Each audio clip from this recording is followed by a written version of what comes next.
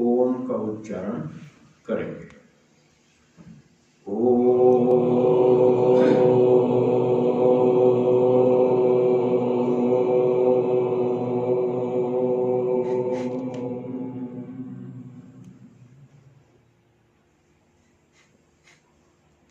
हाँ जी, तो पहले ये पूछेंगे और कैसे करना है? ये पहले इसका उत्तर दे देंगे। चलो पढ़िए, क्या क्या लिखा है, माइक लेके पढ़िए।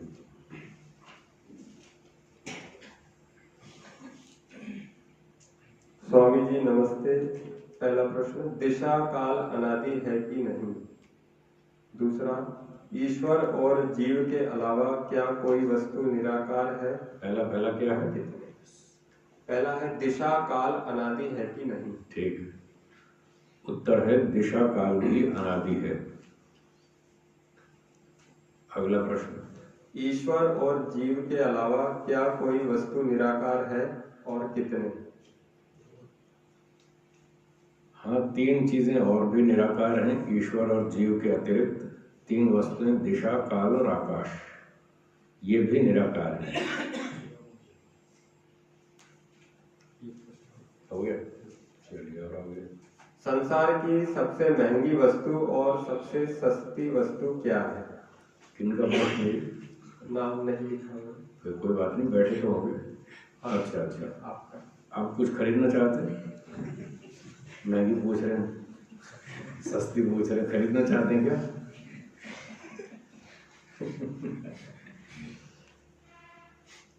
खरीदने का विचार हो तो फिर पूछना भी चाहिए, भाई सबसे महंगी चीज है, मेरे पास बहुत पैसे हैं, मैं खरीदना चाहता हूँ, फिर तो मैं बताऊँ किसे? आध्यात्मिक वस्तुओं से मतलब है मेरा, भौतिक वस्तु में। अच्छा, आध्यात्मिक में सबसे महंगी ईश्वर है। सबसे महंगी चीज ईश्वर है। अगर आध्यात्मिक वस्तु में आप सबसे महंगी वस्तु पूछ रहे हैं तो उत्तर है कि ईश्वर है। ईश्वर को समझने के लिए, प्राप्त करने के लिए जो तपस्या करनी पड़ती है वो सबसे अधिक है, इसलिए वो सबसे महंगा है।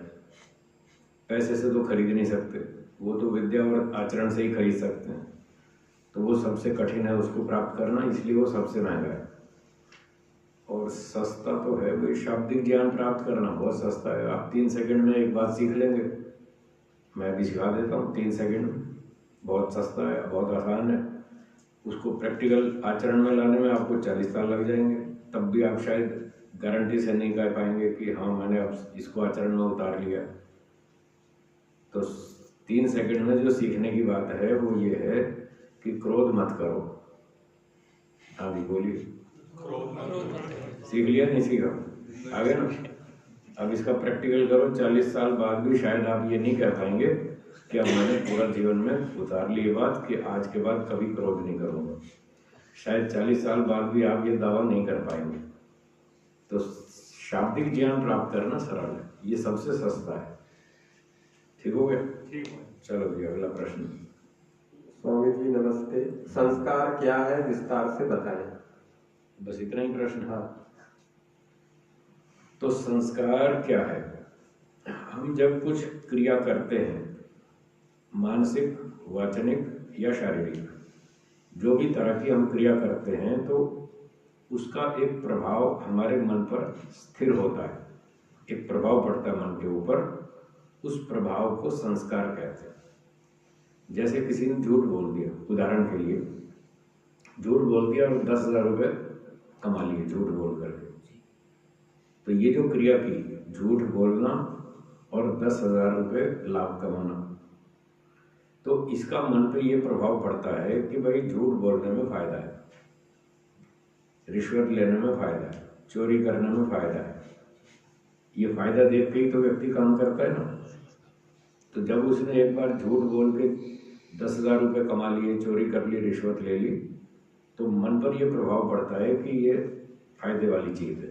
इसका नाम है संस्कार।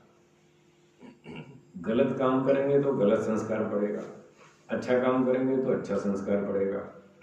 अब एक व्यक्ति हवन करता है, उसको हवन करने से बहुत अच्छा लगता है, खूब आनंद मिलता है, शांति मिलती है, मन भी प्रसन्न हो जाता है, जलवायु भी शुद्ध हो जाता है, तो इसका उसके ऊपर बहुत अच्छा प्रभाव पड़ता है कि यज्ञ करना लाभकारी।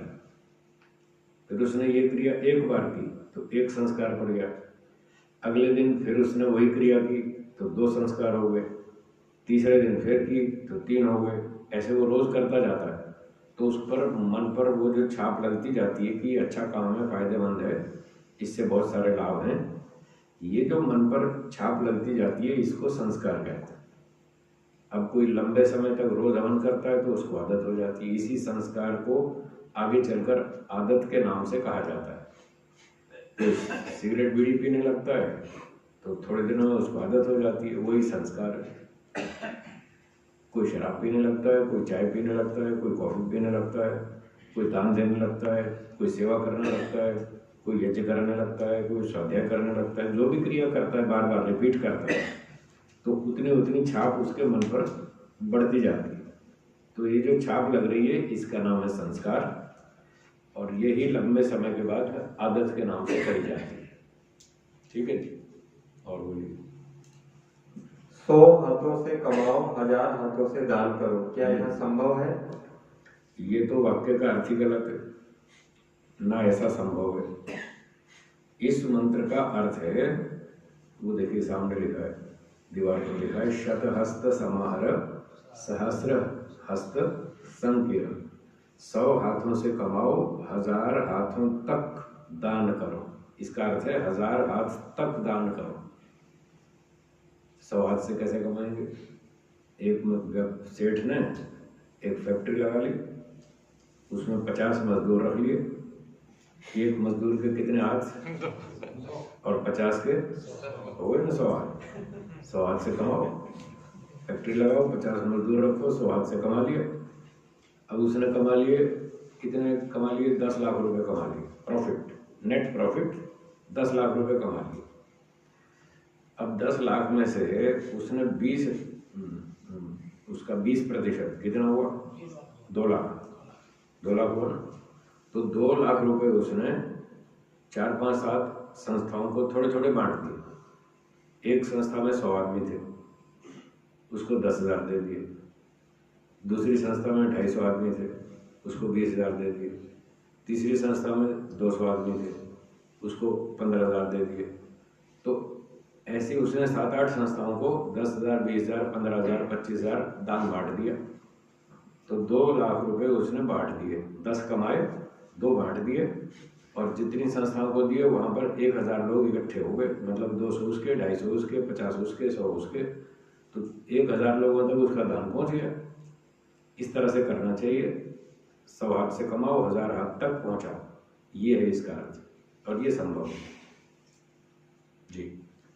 हमारे हिंदू धर्म में आज बहुत सी इत्यादि प्रकार की माताओं का पूजन होता है, जैसे दुर्गा माँ, काली माँ आदि।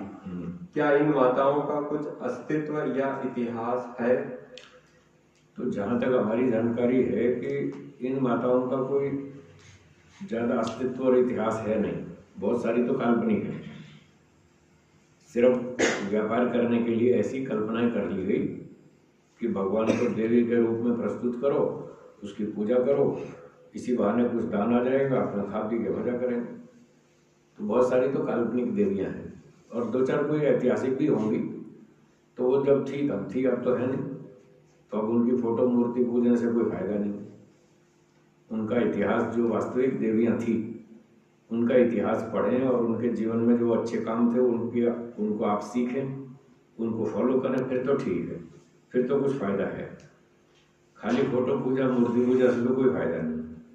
लोग तो इतना ही करते हैं और कुछ आचरण में तो लाते नहीं, इसलिए कोई ज़्यादा लाभ नहीं उससे। ईश्वर की पूजा करनी है, ईश्वर एक ही है, सर्वव्यापक है, निराकार है, ऐसे ईश्वर की पूजा करें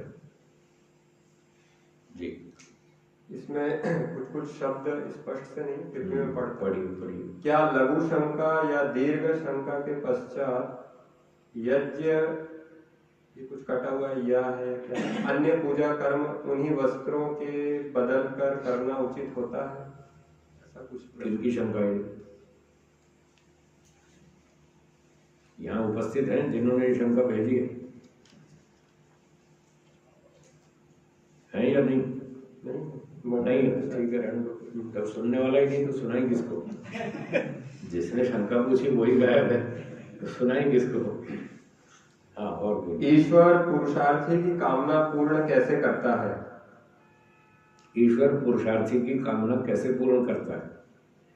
तो जो पुरुषार्थ करता है ईश्वर उसके मन में उत्साह उत्पन्न करता है, जोश पैदा करता है, उसकी बुद्धि को बढ़ाता है, जोश को बढ़ाता है, और शरीर में फिर उससे ताकत भी बढ़ती है। फिर वो जो पुरुषार्थ करता है उससे खाना पीना भी अच्छा खाएगा, व्यायाम भी करेगा, योजनाबद्ध काम करेगा, प्लानिंग से करेगा। तो इस प्रकार से ईश्वर उसकी उत्साह, बुद्धि और मानसिक बल आदि आदि बढ़ाकर उसकी सहायता करता है, और इस प्रकार से वो अपने कार्य में सफल हो जाता है। अश्वमेध यज्ञ कैसे होते हैं और ये कैसे पूर्ण होते हैं? अश्वमेध यज्ञ राजा लोग करते हैं, तो आजकल हम में से तो कोई राजा है नहीं, इसलिए हम तो करते नहीं। ये राजाओं का काम है। जितना मुझे मोटी सी जानकारी है बता देता हूँ, पूरी जानकारी भी नहीं मुझे, क्योंकि ये मेरा विषय नहीं है, यज्ञ का मेरा विषय नहीं है। मेरा विषय है दर्शन और अध्यात्म। इसके बारे में मैं जानता हूँ, वो मैं आपको बता सकता हूँ। अश्वमेध के बारे में इतना सुना है कि पुराने समय में जो राजा लोग होते थे तो उनकी जो सीमा होती थी, बाउंड्री राज्य की, उसके बाहर के इलाके में जो दूसरे राजा का इलाका है, उस इलाके में वो एक घोड़ा छोड़ते थे और उसके पीछे सेना होती थी। उनका उद्देश्य ये था कि जो दूसरे राजा का इलाका है उसको अपने अधीन कर ले। क्यों कर ले? क्योंकि उसका शासन वेद के अनुकूल नहीं है और हमारा शासन वेद के अनुकूल है। हम वैदिक कानून लगाते हैं, वो वेद विरुद्ध कानून लगाता है, तो प्रजा पर अन्याय होता है, उससे प्रजा दुखी है। हम उस इलाके की प्रजा को सुखी करना चाहते हैं, इसलिए हम उसके राज्य पर स्वयं अपना शासन करना चाहते हैं, उसके इलाके पर। तो हमें उससे युद्ध ना करना पड़े, लड़ाई भिड़ाई ना हो, खून खराबा ना हो, उससे बचने के लिए हम एक घोड़ा छोड़ देंगे, तो हमारा घोड़ा और पीछे सैनिक भी चलेंगे। जितने एरिया में हमारा घोड़ा घूम कर आएगा, सेना भी घूम कर आएगी। तो अगर उस दूसरे राजा ने हमारे घोड़े और सेना को नहीं रोका तो उतना एरिया हमारा हो गया, हम उसके मालिक हो गए, हम उसके राजा बन गए। अब वहाँ की प्रजा पर हम शासन करेंगे, वैदिक कानून लगाएंगे। और अगर ये बात उस राजा को स्वीकार नहीं है तो वो हमारे घोड़े और सेना को रोक लेगा और उसके सामने हमने युद्ध होगा। तो ये एक तरीका था, इसको अश्वमेध यज्ञ कहते थे। अश्व का अर्थ होता है राष्ट्र, क्या अर्थ है? मेध का अर्थ है वृद्धि, क्या अर्थ है? तो अपने राष्ट्र की वृद्धि करने का जो कार्यक्रम है उसका नाम है अश्वमेध यज्ञ। बिना युद्ध किए, बिना खून खराबा किए इस तरीके से अपने राज्य को बढ़ा लेते थे वैदिक राजा। और अगर उसने युद्ध नहीं किया तो बस ठीक है, फिर उतना इलाका हमारा, फिर हम उस पर अपने कानून चलाएंगे वैदिक। ये था अश्वमेध। और साथ में हवन भी करते थे और ये घोड़ा भी बेचते थे। ऐसे दोनों काम होते थे, उसको अश्वमेध यज्ञ कहते हैं जी। ईश्वर ने सृष्टि की रचना करते वक्त 4 ऋषियों को 4 वेद अनुभूति करवाए। 4 भारत में ही क्यों? संसार तो बहुत बड़ा है। तो आपके विचार से कितने होने चाहिए? 6, 7, 8, 10 कितने? बोलिए, जिसका प्रश्न हो उत्तर दे। हाँ बोलिए, कितने होने चाहिए? मेरा ये कहना है कि भारत में ही ऋषि मिले, पूरे संसार में सब जगह वेद प्रकट नहीं किए। आप अपना पक्ष बताइए। भारत में तो ईश्वर ने किए, तो वो तो आपको ठीक नहीं लग रहा। ठीक नहीं, तो कहाँ करना चाहिए? भारत में क्यों हुआ? तो कहाँ करना चाहिए? आप अपना भी तो विचार रखो ना। संसार के अन्य भागों में। कहाँ? उसका नाम बताइए। अमेरिका में क्यों, भारत में क्यों नहीं? इसका उत्तर दीजिए। आप कहते भारत में क्यों, मैं कहता हूँ अमेरिका में क्यों। क्यों का उत्तर तो आपके ऊपर भी उतना ही लागू होगा जितना आप मेरे पर लागू कर रहे हैं। न्यायकारी है तो कहीं तो करेगा। कह रहे सब जगह, कई जगह, सब जगह क्यों करे? आपसे पूछ के थोड़ी काम करेगा। ईश्वर अपने हिसाब से काम करता है, आप मुझसे पूछ के काम करते हैं। तो फिर आपसे पूछ के क्यों करेगा ईश्वर? आप अपने काम में स्वतंत्र है, ईश्वर अपने काम में स्वतंत्र है। उसको जो ठीक लगता है वो करता है, आपको जो ठीक लगता है आप करते हैं, मुझे जो ठीक लगता है मैं करता हूँ। ईश्वर को जो ठीक लगता है वो करता है। आप कहते हैं भारत में क्यों, मैं कहता हूँ अमेरिका में क्यों, यूरोप में क्यों, जापान में क्यों, चाइना में क्यों, भाई कहीं तो करना ही है ना। तो जो घटनाएं ऐसी होती हैं जिसमें ऑप्शन होते हैं उसमें कर्म करने वाला स्वतंत्र होता है। इसके पीछे एक न्याय लागू होता है जिसको बोलते हैं अशोक वाटिका न्याय। क्या बोलते हैं? अशोक वाटिका। रावण सीता जी का हरण करके ले गया जंगल से। कहाँ ले गया? लंका में। लंका में उसने कहाँ पर रखा? अशोक वाटिका में। तो किसी ने पूछा जी अशोक वाटिका में क्यों रखा? तो बताओ भाई कहाँ रखना चाहिए, आप बताओ कहाँ रखना चाहिए। वो कहेगा महल में क्यों नहीं रखा, वाटिका में क्यों रखा। अच्छा वो रावण अगर महल में रख देता तो आप पूछते महल में क्यों रखा, पर पहाड़ी में क्यों नहीं रखा। फिर पहाड़ी में रखते तो आप पूछते पहाड़ी में क्यों रखा, वाटिका में क्यों नहीं रखा। भाई कहीं तो रखेगा ना, एक जगह तो कहीं तो रखेगा। उसको राजा को रावण को जहाँ ठीक लगा वहां रख दिया, बस बात खत्म। इसमें क्यों का क्या मतलब है। आप बाजार में गए, आपने जलेबी खाई, एक ने पकोड़े खाए, तो हम पूछेगा आपने जलेबी क्यों खाई, उससे पूछेगा पकोड़े क्यों खाए। अरे भाई हमारी मर्जी है, हमें जो ठीक लगता है खा लेते हैं, इसमें क्यों का क्या मतलब है। तो इसलिए ईश्वर ने जैसा उचित समझा वैसा किया। भारत सबसे अच्छी जगह थी मनुष्यों के रहने लायक। यहाँ पर स्थान अच्छा, पानी अच्छा, खाना अच्छा, सब कुछ अच्छा, वृक्ष वनस्पति सब बढ़िया, टेम्परेचर अनुकूल, सब तरह की ऋतुएं। तो ये सारे मुख्य कारण थे जिसकी वजह से भारत में ये सब चीजें पैदा की। धीरे धीरे फिर लोग फैलते गए और विस्तार होता गया, नए नए राज्यों पर द्वीप महाद्वीप और ये सब चलते गए, नए नए देश बनाते गए, वो तो बात की बात है। पर ये इलाका सबसे अच्छा था रहने के लिए, इसलिए भारत ने दिया। अब 4 ऋषि क्यों छाटे, तो एक ने कहा जी 4 क्यों छाटे, मैंने कहा आप बताओ कितने, 6। तो 6 होंगे तो फिर सामने वाला पूछेगा 6 क्यों बनाए, आप 7 कहोगे तो 7 क्यों बनाए। क्यों का यहाँ कोई प्रश्न नहीं। काम करने वाला स्वतंत्र है, उसको जितना जैसा काम करना उचित लगता है वो उतना करता है। जैसे आप भी करते हैं, मैं भी करता हूँ, वो भी करता है। तो इसलिए 4 उचित थे, 4 ऋषि बनाए। 4 वेद का ज्ञान देना उचित था, उसने 4 बनाए, 4 वेद बनाए, 4 ऋषि बनाए। भारत का इलाका अच्छा था, इस इलाके में दिया, ठीक हो गया। चलिए, मानवेतर योनियों में भी मन व बुद्धि किसी न किसी मात्रा में होती है या नहीं? होती है। मानवीय गाय घोड़े पशु पक्षी में भी मन होता है, बुद्धि होती है, थोड़ी सीमित होती है, वो बहुत उतना ही काम करते हैं, उससे ज्यादा नहीं। मानवीय आत्मा का अभिप्राय क्या अन्य आत्माओं से श्रेष्ठता का द्योतक है, कुछ सुपीरियरिटी है? आत्मा के स्वरूप में कोई अंतर नहीं है। सूअर की आत्मा और मनुष्य की आत्मा 100% एक जैसी है। अन्य चीजों में अंतर है, आत्मा में अंतर नहीं है। उसकी बुद्धि में अंतर है, शरीर में अंतर है, सुविधाओं में अंतर है, ऊहा में अंतर है, कर्मों में अंतर है, और चीजों में अंतर है। आत्मा सेम 100% वैसी, क्योंकि यही आत्मा जो आज मनुष्य शरीर में है, जब यहाँ पर वो इन साधनों का दुरुपयोग करती है, मिसयूज करती है, पाप कर्म करती है, तो ईश्वर उसी आत्मा को सूअर के शरीर में डालता है अगले जन्म में, कुत्ते के शरीर में, सांप के शरीर में, बिच्छू के शरीर में। तो आत्मा तो वही है जो वहां गई, पिछले जन्म में वो मनुष्य शरीर में थी, आज सूअर, कुत्ते, गधे, सांप, बिच्छू, हाथी और मछली के शरीर में चली गई। कल वहां दंड पूरा हो जाएगा, लौट के फिर वो मनुष्य में आ जाएगी। इसलिए आत्माएं तो सारी एक सी हैं, उसमें कोई फर्क नहीं। उनके कर्म अलग अलग हैं, उन कर्मों की वजह से ईश्वर उनको अलग अलग शरीर देता है, वो उनका कर्म फल है। ये बात। और पुखराज पहनने को कहा जाता है, प्रश्न चिन्ह। पुखराज पहनने को कहा जाता है, तो हम तो पहनते नहीं ना, हम किसी को कहते हैं भाई पुखराज पहनो, इससे कोई फायदा नहीं है। ना कोई शनि की अंगूठी, ना मंगल की, ना राहु की, ना केतु की, ये सब ड्रामा है, नाटक है, इससे कुछ नहीं होता। हमने कोई अंगूठी आज तक पहनी नहीं, कोई पन्ना, कोई हीरा, कोई पुखराज, कुछ नहीं पहना, और हमारा धंधा खूब चलता है, बढ़िया चलता है।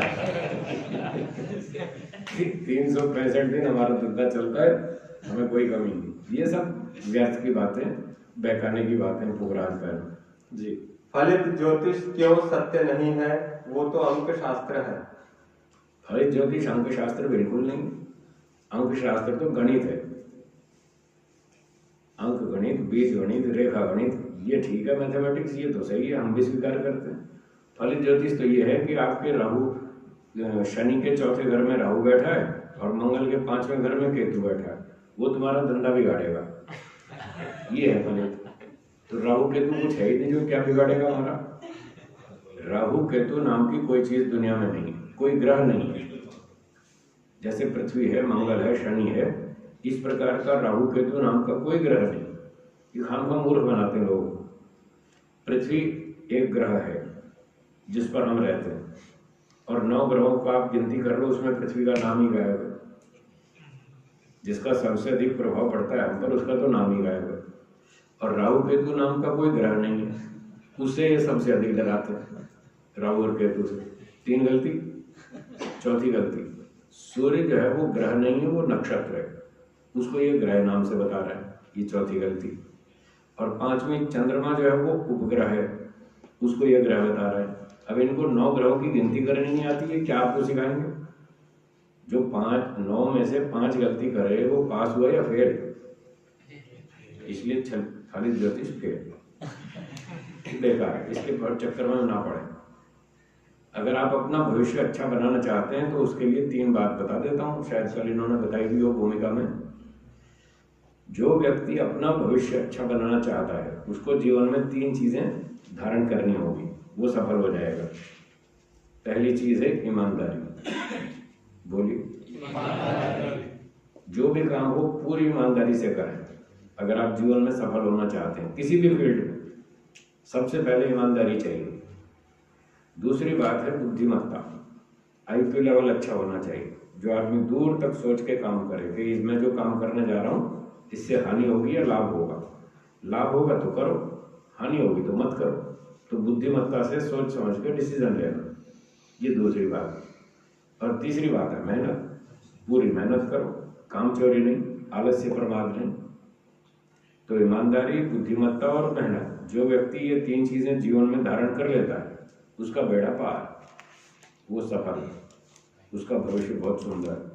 बाकी ये राहु केतु और इससे कुछ नहीं होना जी। प्राचीन मंदिरों में जाना चाहिए या नहीं, कृपया मार्गदर्शन दें। जैसे बालाजी, साईं बाबा, वैष्णो देवी। क्यों जाना चाहते हो? पूजा करने के लिए या विजिटर बन के देखने के लिए? बोलिए, किस पर्पज से जाना चाहते हैं, उत्तर दो। श्री संजय जी बोला। संजय जी कौन है? हाँ बोलिए, किस लिए जाना चाहते हैं? दर्शन करने। दर्शन किसके दर्शन? प्राचीन मूर्ति है सुना हुआ। मूर्तियों के। उससे क्या लाभ है? दर्शन, सिर्फ दर्शन। मूर्ति के दर्शन या भगवान के दर्शन? मूर्ति के दर्शन। तो मूर्ति तो देख लो, कोई दिक्कत नहीं। मूर्ति दर्शन करना हो तो देखो, कलाकारी देखनी हो तो जाओ, कोई दिक्कत नहीं। और भगवान का दर्शन समझ के जा रहे हैं तो गलत है। भगवान एक जगह रहता है या सब जगह? सब जगह। तो फिर भगवान तो सभी जगह है, फिर बालाजी क्यों जाओ? भगवान के दर्शन के लिए मत जाओ, मूर्ति देखने जाओ, कोई आपत्ति नहीं। मैं भी जाता हूँ, बहुत जगह घूमा है, मैं भी बड़े बड़े मंदिर सब देखा है, मैं भी देखा है। बालाजी देखा है, वैष्णो देवी देखा है, रामेश्वरम, त्रिवेंद्रम, कन्याकुमारी सब देखा है। विजिटर, टूरिस्ट बन के गया था, कोई दर्शन करने नहीं गया था, है ना? तो टूरिस्ट बन के जाओ, कोई दिक्कत नहीं जी। Law of probability question mark. संभावना का नियम। ये संभावना का नियम होता है कि यदि 100 विद्यार्थी परीक्षा देंगे तो क्या 100 के 100 फेल हो जाएंगे या कुछ पास भी होंगे? होंगे ना? कितने पास हो जाएंगे? मोटी संभावना क्या कहती है? 100 परीक्षा देंगे तो 100 में से 60, 50, 40, 30 कुछ तो पास होंगे ना। तो हम 70 भी नहीं गिनते, 30 भी नहीं गिनते, दोनों के बीच की एवरेज गिनो, 50 की संभावना रहती है भाई। 100 में से 50 तो पास हो ही जाएंगे। इसको बोलते हैं लॉ ऑफ प्रोबेबिलिटी, संभावना का नियम। 100 आदमी मेहनत करेंगे धंधे के लिए तो 40-50 तो पास हो ही जाएंगे।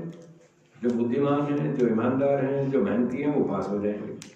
जो आलसी हैं, बेईमान हैं, झूठे हैं, मूर्ख लोग हैं, वो फेल हो जाएंगे। तो इसको बोलते हैं संभावना का नियम।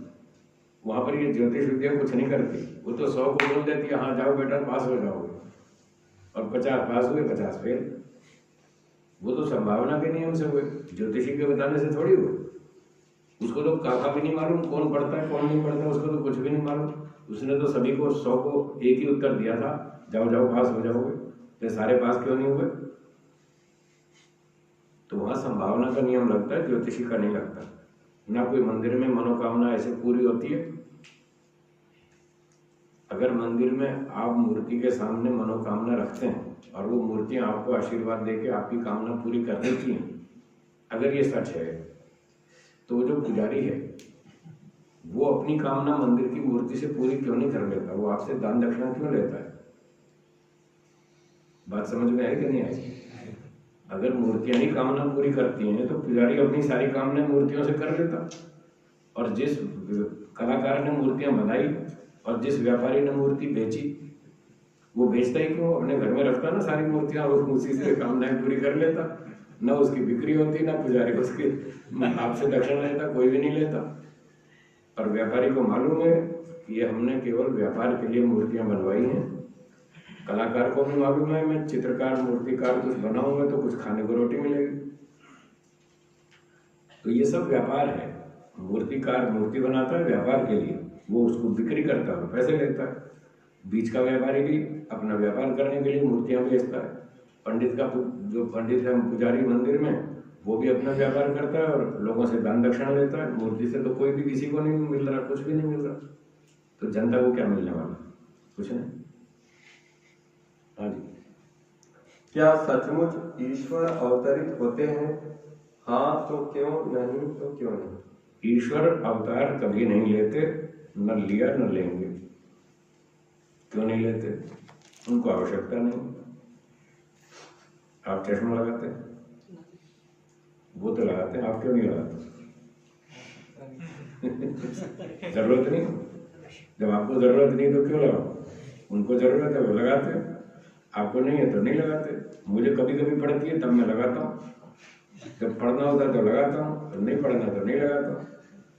तो जिसको जरूरत है तब लगाएंगे ना, ऐसे बिना जरूरत के थोड़ी लगाएंगे। तो मनुष्य लोग अवतार लेते हैं, शरीर धारण करते हैं, इसलिए करते हैं कि उनको जरूरत है। इस आंख के बिना मनुष्य देख नहीं सकता, इस कान के बिना वो सुन नहीं सकता, हाथ के बिना वो काम नहीं कर सकता। तो शरीर धारण करना जीवात्मा के लिए आवश्यक है, उसके बिना वो काम नहीं कर सकता। पर ईश्वर तो बिना शरीर के काम कर सकता है, बिना हाथ के। उसको ऐसा हाथ नहीं चाहिए, फिर भी इतनी बड़ी सृष्टि बनाई ईश्वर ने। इतने बड़े बड़े सूरज, सौर मंडल और बड़ी बड़ी आकाश गंगाएं बनाई, क्या ईश्वर ने हाथ से बनाई? ऐसे हाथ से नहीं बनाई ना। इस हाथ के बिना ही उसने इतना बड़ा ब्रह्मांड बना दिया। सूर्य, चंद्रमा, तारे, पर्वत, नदियां, समुद्र, सारे प्राणी, गाय, घोड़े, पशु, पक्षी सब बना दिए। तो उसको क्या जरूरत है अवतार लेने की?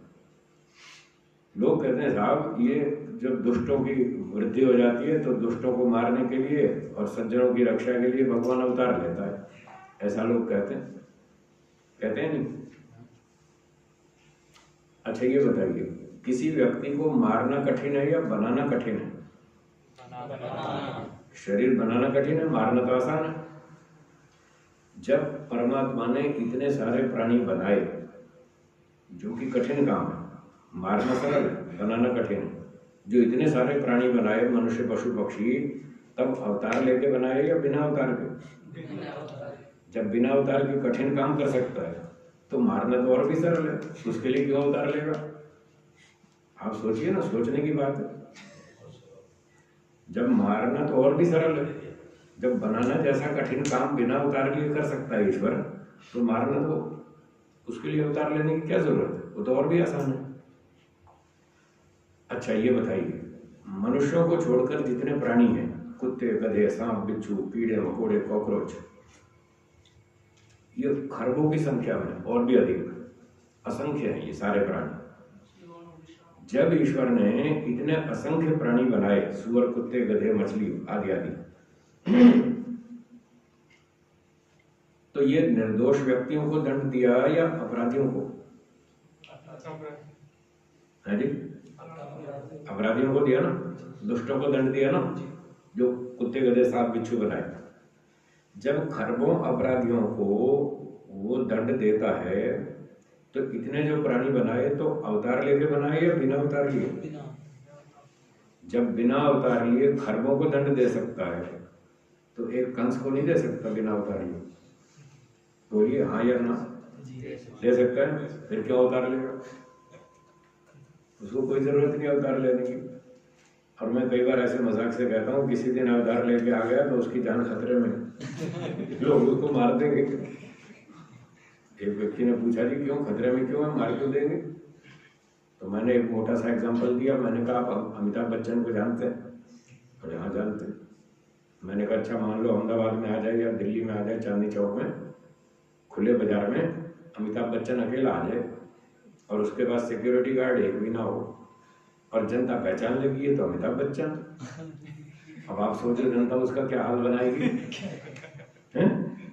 कोई तो यहाँ से पकड़ेगा और कहेगा मेरे घर चल, कोई यहाँ से पकड़ेगा कहेगा मेरे घर चल, कोई इधर घसीटेगा कोई इधर। हाँ या ना? उसको अपनी जान बचानी मुश्किल होगी, उसके कपड़े फाड़ देंगे लोग उसको उसके कपड़े भी नहीं छोड़ेंगे लोग, खींच खींच के कपड़े फाड़ देंगे उसके। ठीक है ना? इसलिए वो अपनी सुरक्षा के लिए सिक्योरिटी गार्ड रखता है। सारे सेलिब्रिटी जितने भी हैं सब अपने साथ सिक्योरिटी गार्ड रखते हैं कि नहीं तो जनता पागल है, मार देगी हमको खींच खींच कर।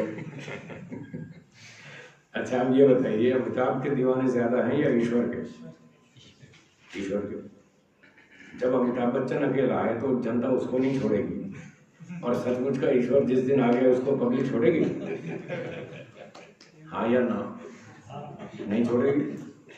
लोग तो इतनी इतनी उंगली काट काट के ले जाएंगे और क्या बोलेंगे 40 साल से भगवान की खोज कर रहा हूँ, आज मिल गया, आज मिल गया। इतना तो मेरे हिस्से में आना चाहिए।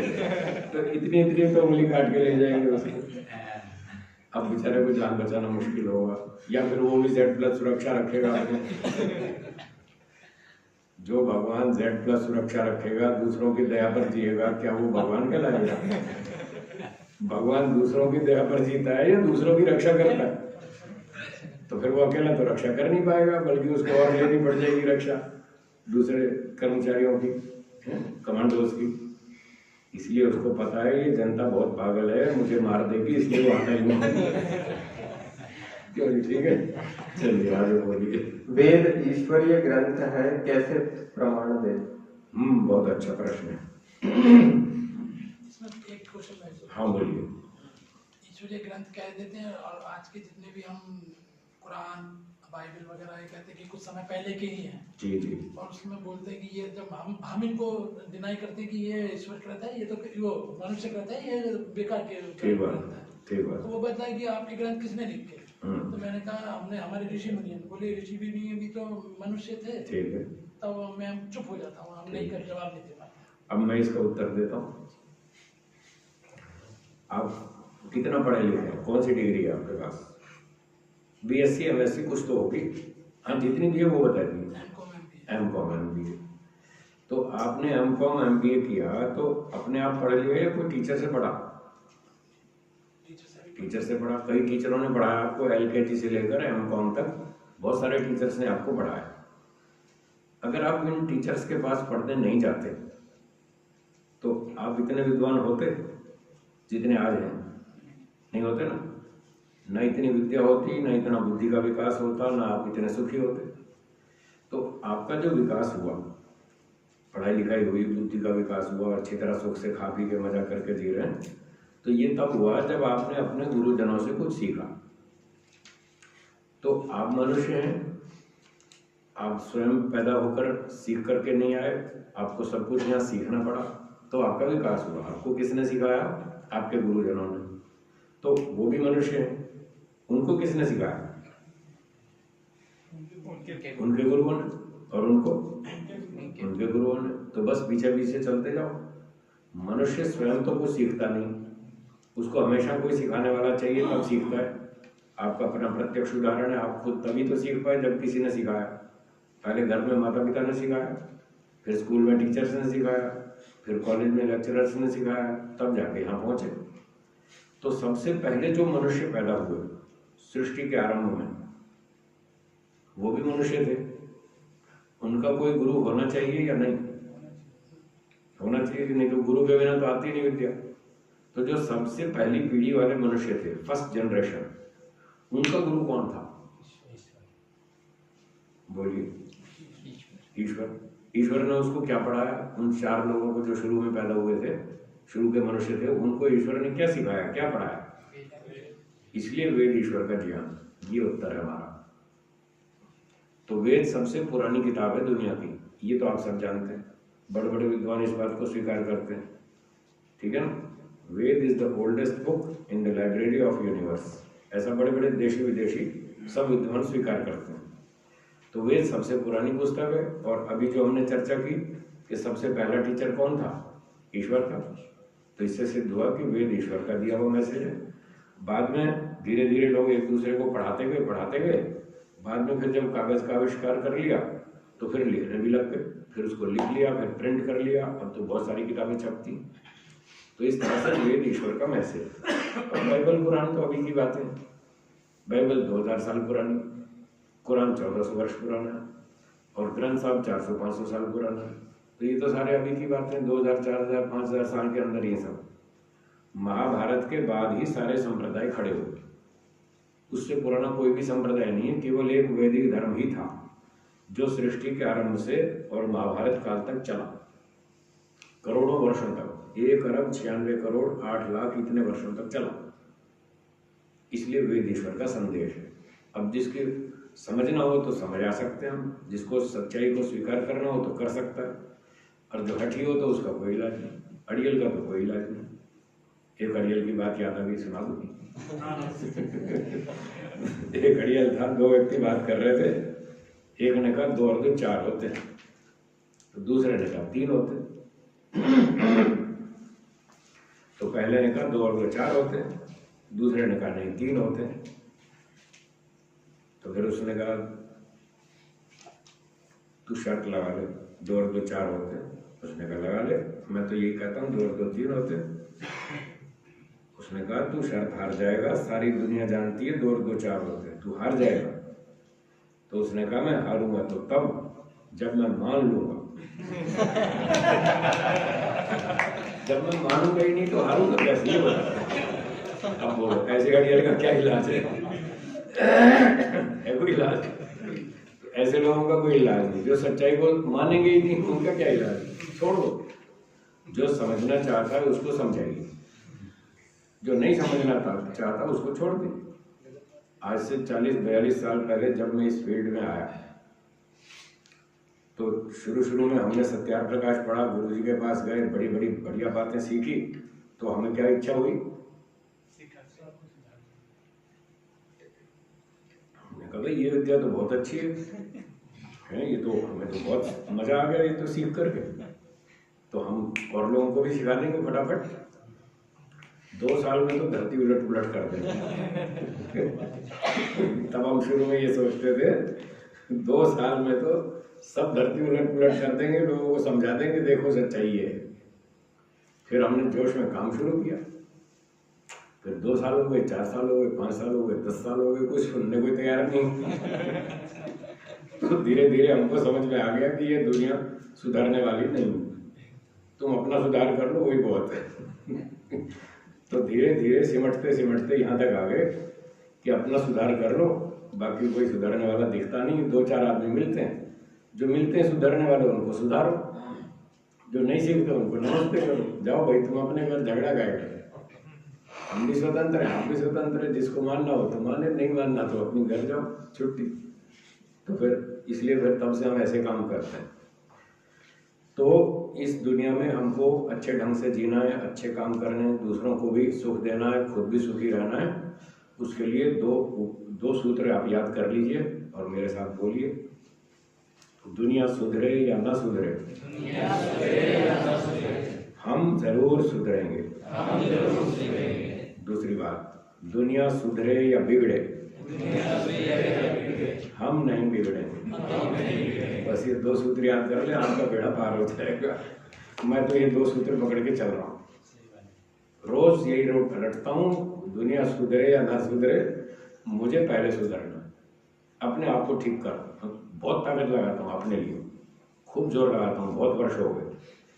और दूसरी बात, दुनिया सुधरती है बिगड़ती है, जैसी भी चल रही है उसको चलने दो, बस मुझे नहीं बिगड़ना, मुझे अपने आप को सुरक्षित रखना ठीक ठाक। जब मैं ठीक रहूँगा फिर किसी को बोलूँगा भाई मैं ऐसे चल रहा हूँ, आप भी देखो, आपको भी अच्छा लगे तो करके देखो, फिर किसी की समझ में आएगा तो लाभ उठा लेगा, नहीं आएगा तो ठीक है, कोई बात नहीं, झगड़ा नहीं, ऐसे चलना चाहिए। और कोई प्रश्न है? ये प्रश्न मेरा नहीं था, प्रश्न मेरा नहीं था, ये प्रश्न मेरा वो आपका था? हाँ बोलिए। यही वो ये वाला नहीं, ये पर्ची ये इस्लामिक वगैरह को तर्क देने के लिए वो भी यूं ही कहते हैं कि मोहम्मद साहब को उन्होंने दिया, ईसा को उन्होंने दिया, तो आपके ऋषियों को दिया, ऐसा कोई प्रमाण है?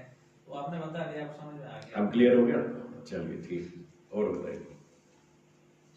हाँ तो हाँ, लगभग समय समय समाप्त होने वाला है। सारणी के अनुसार हो गया। फिर भी एक और आखिरी ले लीजिए। क्या चिड़ियाघर के जीव जंतुओं को देखने पर पाप लगता है, जाना चाहिए या नहीं? ये मिश्रित कर्म, आपको यहाँ कर्म फल बताया है? शुभ कर्म, अशुभ कर्म, मिश्रित कर्म, ऐसा कुछ बताया? नहीं बताया। चलो मैं बता देता हूँ। कुल मिला के बेसिकली दो प्रकार के कर्म हैं, एक सकाम और दूसरे निष्काम। कौन कौन से? सकाम और निष्काम। इनकी परिभाषा ये है कि जब हम कोई सांसारिक धन सम्मान आदि सुख प्राप्ति के लिए कर्म करते हैं, जिसके बदले में हमको धन चाहिए, सम्मान चाहिए, कोई सुविधा चाहिए, कोई पद प्रतिष्ठा, कोई ऊंचा स्थान आदि, इस पर्पज से जब हम भौतिक सुख भोगने के लिए काम करते हैं उसको बोलेंगे सकाम कर्म। क्या बोलेंगे? और जब हम मोक्ष प्राप्ति की भावना से कर्म करते हैं उसको बोलेंगे निष्काम कर्म। तो निष्काम का मतलब सर्वथा कामना रहित, ऐसा नहीं है। निष्काम का अर्थ है जो लौकिक कामना थी वो नहीं, कामना तो है, लौकिक कामना इसमें नहीं, इसलिए ये निष्काम।